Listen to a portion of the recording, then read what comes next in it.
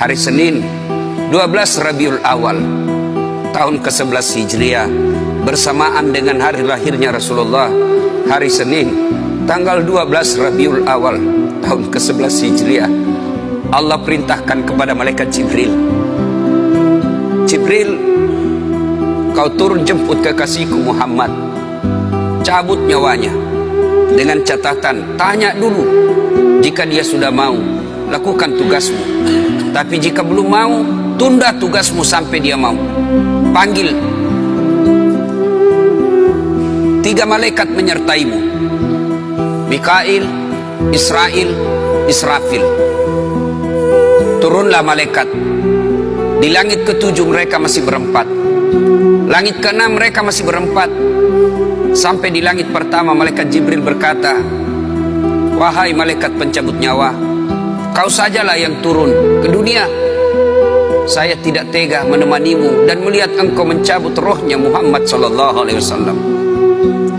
Lalu malaikat pencabut nyawa berkata, Jibril, kenapa kau tidak turun menyertai kami? Bukankah selama ini engkau yang menyertai Rasulullah? Bukankah selama ini engkau yang menemui Rasulullah? Kami tidak pernah menemui Rasulullah. Turunlah bersama kami. Jibril berkata, maafkan saya tidak betul-betul tidak mampu melihat engkau mencabut rohnya Rasulullah. Turunlah 4 malaikat ini. Lalu malaikat mengetuk pintu Rasulullah, ketuk rumah Rasulullah. Assalamualaikum warahmatullahi wabarakatuh ya Rasulullah. Nabi dalam rumah menjawabnya, waalaikumsalam warahmatullahi wabarakatuh. Fatimah membuka pintu, ternyata tidak ada orang di depan pintu. Rasulullah lalu bersabda, sudah ada di samping saya. Malaikat pencabut nyawa berkata, ya Muhammad, hari ini aku diperintah Allah untuk mencabut ruhmu. Menurutmu bagaimana? Rasulullah menjawabnya, wahai malaikat, 24 nabi dan rasul senior saya, 24 nabi dan rasul pendahulu saya, setelah mereka melaksanakan tugas, mereka pun menghadap kepada Allah. Hari ini saya siap menghadap, tapi saya lihat ini ada keanehan. Apa ya Rasulullah? Mana malaikat Jibril? Kok tidak ada di antara kalian? Mana sahabat saya? Mana Jibril? Malaikat pencabut nyawa berkata, Jibril menunggu di atas langit, dia tidak datang untuk menyertai kami. Lalu Nabi perintahkan, kau panggil dulu. Ada perkara yang penting yang ingin saya tanyakan kepada Jibril. Setelah itu saya siap menghadap kepada Allah. Baiklah malaikat pencabut nyawa dan berkata kepada Jibril, ya Jibril, engkau dicari sahabatmu, turunlah engkau menyertai kami. Turun malaikat Jibril, lalu ketemu dengan Nabi. Nabi bertanya kepada Jibril, ya Jibril, kalau hari ini aku harus menghadap kepada Allah, tolong berikan saya berita gembira, tolong perdengarkan saya kalimat yang nikmat di telinga saya. Lalu Jibril bersabda, ya Muhammad, saya dapat berita gembira dari Allah. Seluruh malaikat yang pernah Allah ciptakan antri untuk menyambut rohmu ya Muhammad. Apalagi ya Jibril, ya Muhammad, seluruh nabi 24 haram masuk surga sebelum engkau lebih dulu.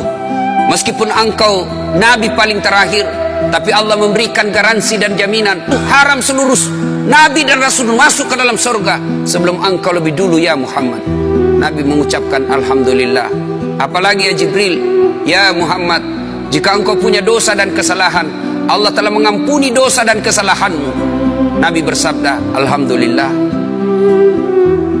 Tapi ya Jibril, itu kan saya, itu diri saya. Ya Jibril, saya tidak cemas soal diri saya tidak ragu soal diri saya. Yang saya cemaskan umatku ya Jibril.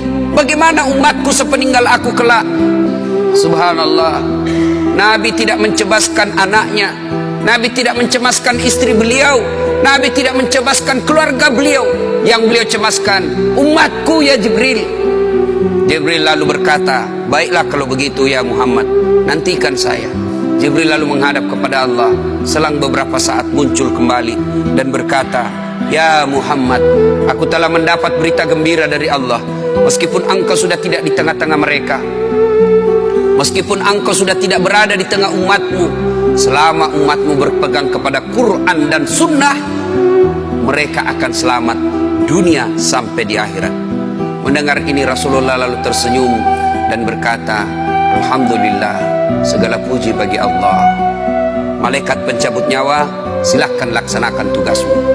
Jibril mundur, majulah malaikat pencabut nyawa melaksanakan tugas dan berkata, kalau bahasa kita, ya Muhammad, maafkan saya, saya tidak mampu melakukan ini, tapi ini perintah dari Allah. Lalu Nabi bersabda, laksanakan tugasmu, saya pun siap melakukannya.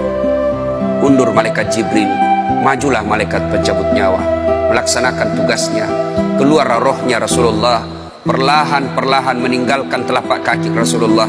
Telapak kaki Rasulullah menggigil naik ke atas betis Rasulullah, naik ke paha Rasulullah, sampai ke perut.